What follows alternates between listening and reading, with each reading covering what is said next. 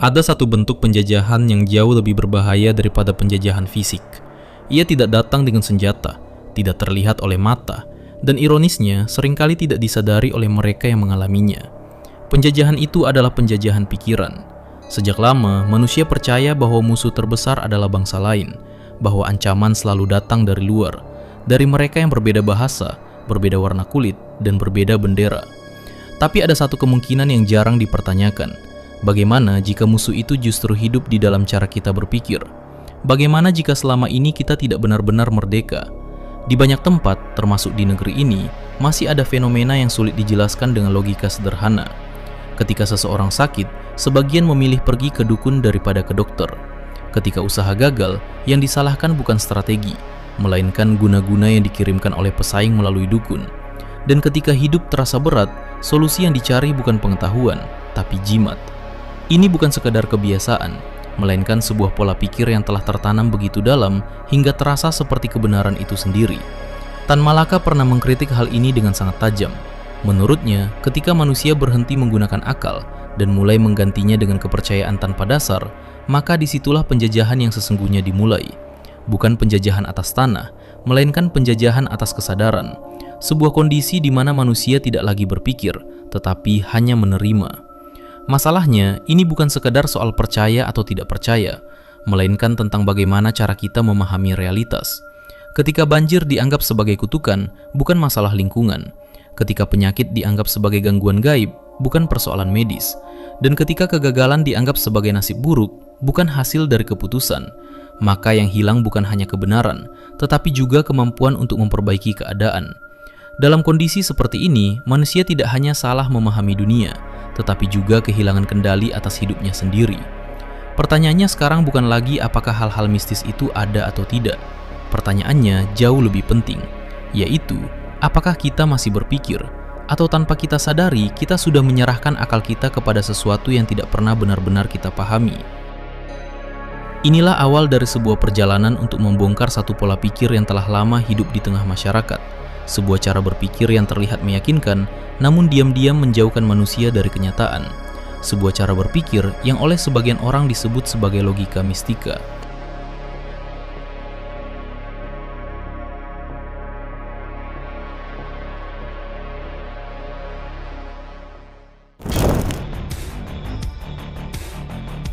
Di dalam kehidupan sehari-hari, ada satu fenomena yang begitu dekat, begitu biasa, hingga seringkali tidak lagi terasa aneh.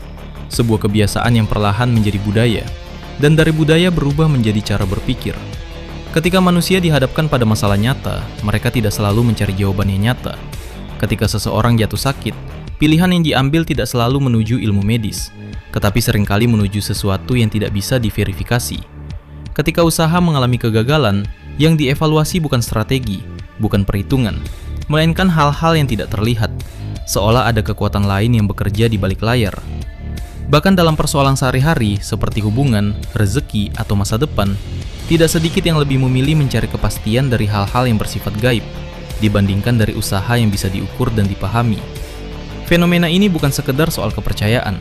Ini adalah tentang bagaimana manusia membentuk hubungan antara sebab dan akibat. Dalam logika yang sehat, setiap akibat memiliki sebab yang dapat ditelusuri. Ada proses, ada hubungan yang bisa diuji, dan ada pola yang bisa dipahami. Tapi dalam pola pikir yang dipenuhi tahayul, hubungan itu menjadi kabur. Sesuatu bisa terjadi bukan karena alasan yang jelas, tetapi karena katanya, karena feeling, atau karena ada yang tidak terlihat. Disinilah masalah mulai muncul. Bukan karena manusia percaya pada sesuatu yang belum tentu bisa dijelaskan, tetapi karena kepercayaan itu menggantikan proses berpikir. Ketika seseorang langsung menyimpulkan tanpa mencari bukti, ketika seseorang lebih percaya cerita daripada fakta, maka yang hilang bukan hanya kebenaran, tetapi juga kemampuan untuk menemukan kebenaran itu sendiri. Tan Malaka melihat fenomena ini sebagai sesuatu yang berbahaya. Baginya, masyarakat yang terbiasa menggantungkan jawaban pada hal-hal yang tidak rasional akan kehilangan satu hal yang paling penting, yaitu kemandirian berpikir. Mereka tidak lagi menjadi subjek yang memahami dunia, tetapi berubah menjadi objek yang hanya menerima penjelasan, tanpa pernah benar-benar menguji apakah penjelasan itu masuk akal atau tidak. Dan yang lebih berbahaya, pola pikir seperti ini menciptakan ketergantungan. Ketika setiap masalah dianggap berasal dari sesuatu yang gaib, maka solusi pun dicari dari tempat yang sama. Akibatnya, manusia tidak lagi berusaha memperbaiki sebab yang nyata, karena mereka percaya penyebabnya bukan di dunia yang bisa mereka sentuh. Ini menciptakan lingkaran yang tidak pernah selesai. Masalah muncul, dicari solusi yang tidak menyentuh akar, masalah tetap ada, lalu dicari lagi jawaban yang sama. Pada titik ini, kita tidak hanya berbicara tentang kesalahan berpikir, tetapi tentang arah hidup sebuah masyarakat. Karena ketika akal mulai ditinggalkan dan tahayul mulai mengambil alih, maka yang terjadi bukan hanya kesalahan individu, tetapi kemunduran kolektif. Sebuah kondisi di mana manusia tidak lagi berusaha memahami dunia, tetapi hanya berusaha merasa aman di dalam ketidaktahuan. Dan mungkin tanpa disadari, disitulah awal dari semua masalah yang lebih besar dimulai.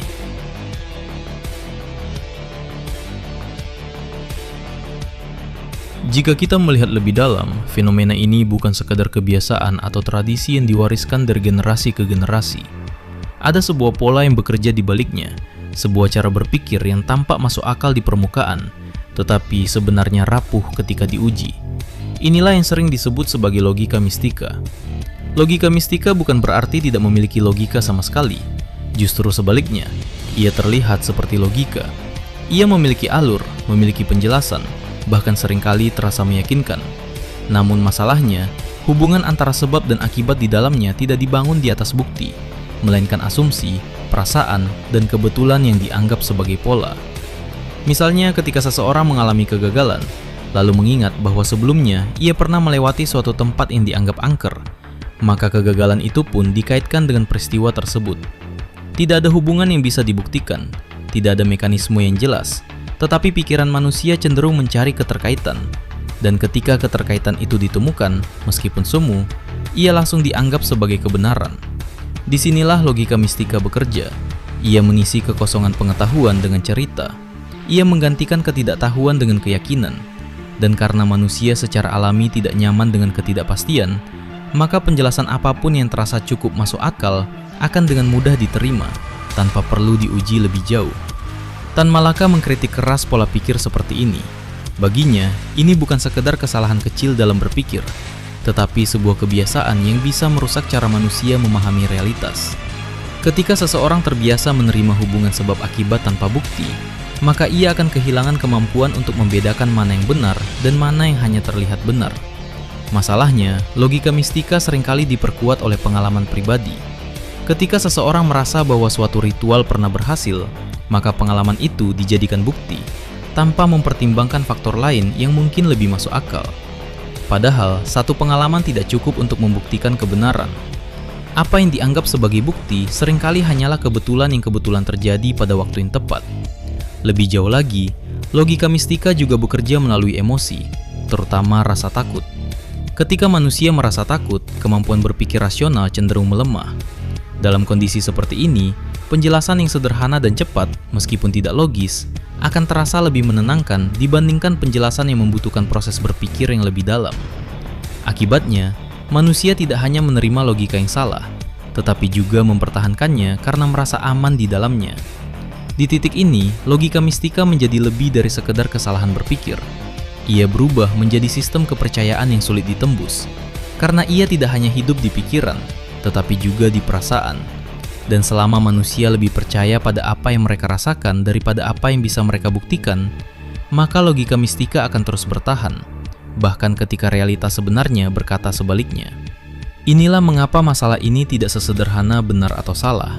Ini adalah tentang bagaimana manusia memaknai dunia, dan bagaimana cara berpikir yang keliru, jika dibiarkan, bisa perlahan-lahan membentuk realitas yang mereka yakini sebagai kebenaran. Ketika logika mistika mulai mengakar dalam cara berpikir masyarakat, ia tidak berhenti pada kepercayaan individu. Ia berkembang, beradaptasi, dan dalam banyak kasus, mulai membungkus dirinya dengan sesuatu yang jauh lebih kuat. Di titik ini, masalah menjadi jauh lebih kompleks, karena yang disentuh bukan lagi sekadar pikiran, tetapi juga keyakinan yang paling dalam. Agama pada dasarnya hadir untuk memberi arah, memberi makna, dan membebaskan manusia dari ketakutan yang tidak perlu. Namun dalam praktiknya, tidak sedikit yang justru memanfaatkan simbol, bahasa, dan otoritas agama untuk tujuan yang sangat berbeda. Nilai-nilai spiritual yang seharusnya membangun kesadaran, perlahan berubah menjadi alat untuk mempengaruhi, bahkan mengendalikan. Fenomena ini terlihat ketika sesuatu yang tidak memiliki dasar logis dibungkus dengan narasi religius agar terlihat lebih meyakinkan. Air biasa menjadi air doa dengan harga tertentu. Benda-benda tertentu dianggap memiliki kekuatan karena telah diberkahi, dan berbagai praktik lain yang secara perlahan menggeser makna agama itu sendiri. Yang dijual bukan lagi nilai, tetapi persepsi. Bukan lagi pemahaman, tetapi keyakinan instan. Masalahnya bukan pada simbol atau ritualnya, tetapi pada bagaimana hal itu digunakan.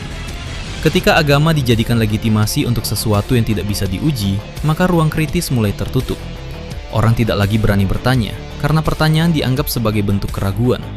Dan dalam kondisi seperti ini, logika mistika menemukan tempat terbaik untuk tumbuh, di ruang di mana akal tidak lagi diberi peran.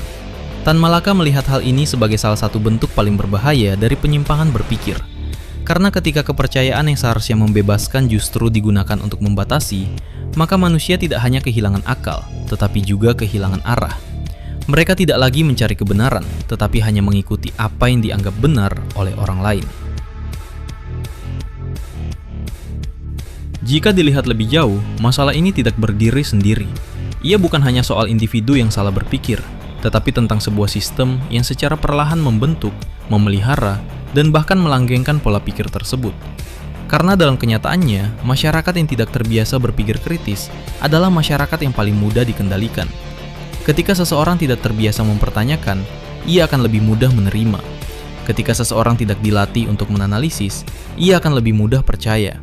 Dan ketika kepercayaan itu tidak pernah diuji, maka apapun bisa dianggap sebagai kebenaran. Di titik inilah kebodohan bukan lagi sekedar kekurangan pengetahuan, tetapi menjadi kondisi yang dipertahankan.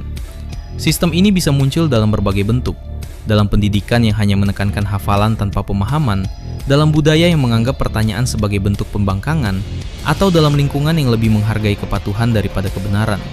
Semua ini menciptakan satu hal yang sama, yaitu manusia yang terbiasa menerima, bukan memahami.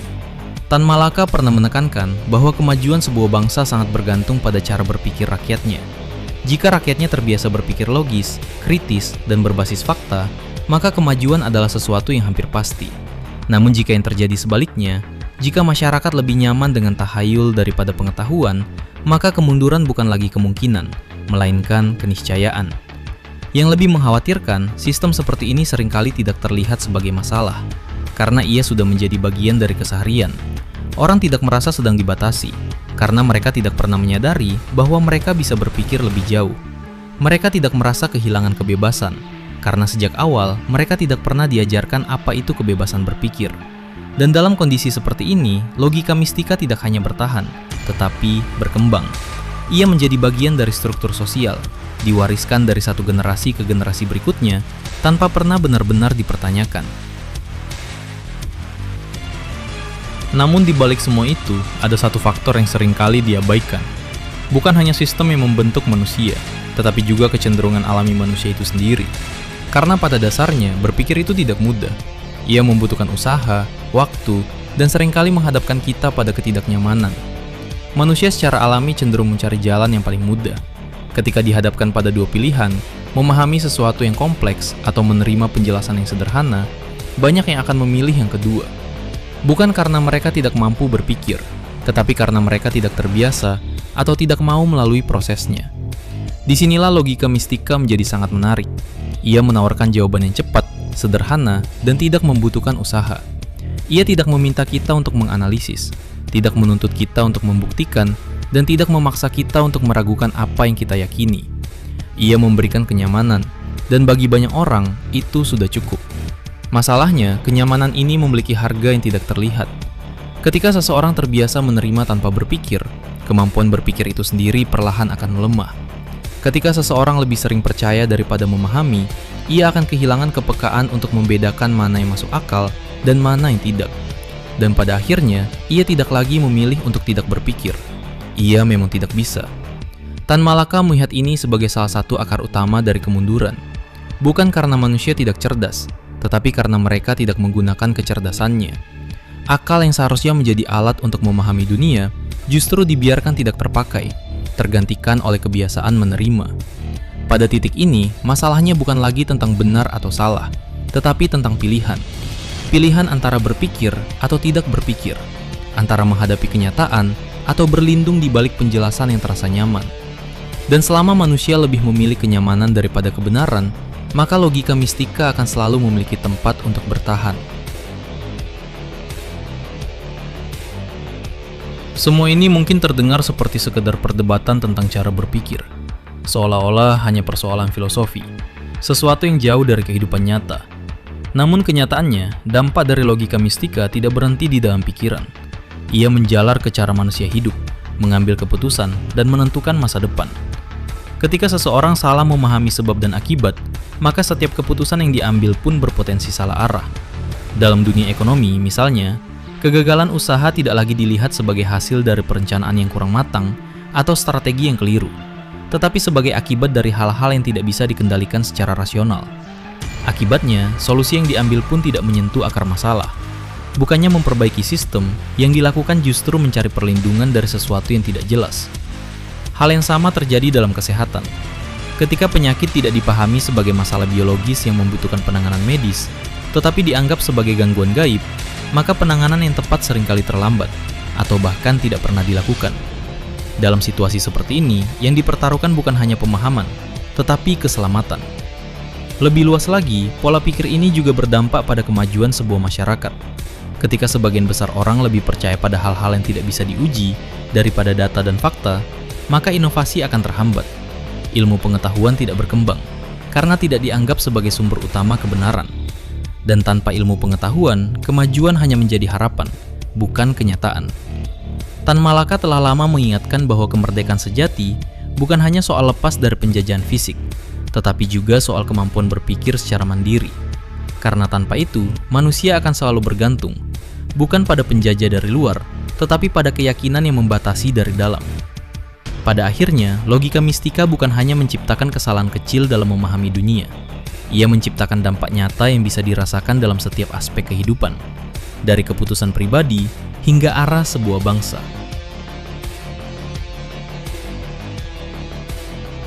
Setelah memahami bagaimana logika mistika bekerja, bagaimana ia mempengaruhi cara berpikir, dan bagaimana dampaknya menjalar ke kehidupan nyata, pertanyaan berikutnya menjadi jauh lebih penting, yaitu apa yang harus dilakukan? Jawabannya mungkin terdengar sederhana, tetapi tidak selalu mudah untuk dijalankan, yaitu kembali ke akal sehat.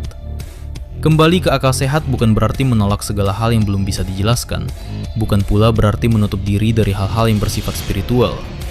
Ini tentang menempatkan sesuatu pada tempatnya, tentang memahami bahwa tidak semua hal harus dipercaya begitu saja, dan tidak semua perasaan harus dianggap sebagai kebenaran. Ini adalah tentang membangun kebiasaan berpikir yang sehat, kebiasaan untuk bertanya sebelum menerima, untuk mencari bukti sebelum menyimpulkan, dan untuk memahami sebelum mempercayai. Ini adalah tentang melatih diri untuk tidak langsung puas dengan jawaban yang mudah, tetapi berani menggali lebih dalam, bahkan ketika itu terasa sulit. Tan Malaka menekankan bahwa kekuatan sebuah bangsa tidak terletak pada sumber daya alamnya, bukan pula pada kekuatan militernya, tetapi pada cara berpikir rakyatnya. Karena dari cara berpikir itulah lahir keputusan, tindakan, dan arah masa depan. Kembali ke akal sehat juga berarti berani menghadapi kenyataan, bahwa tidak semua masalah memiliki solusi instan, bahwa kegagalan seringkali adalah hasil dari keputusan yang salah, bukan karena kekuatan yang tidak terlihat, dan bahwa untuk memperbaiki keadaan yang dibutuhkan bukanlah keyakinan tanpa dasar, tetapi pemahaman yang jelas. Ini adalah proses yang mungkin terasa berat, karena ia menuntut tanggung jawab. Ketika seseorang mulai berpikir secara mandiri, ia tidak lagi bisa menyalahkan hal-hal di luar dirinya untuk setiap masalah yang terjadi. Ia harus melihat ke dalam, mengevaluasi, dan memperbaiki. Namun justru disitulah letak kekuatannya, karena ketika manusia kembali menggunakan akalnya, ia tidak hanya memahami dunia dengan lebih baik, tetapi juga mulai mengendalikan arah hidupnya sendiri.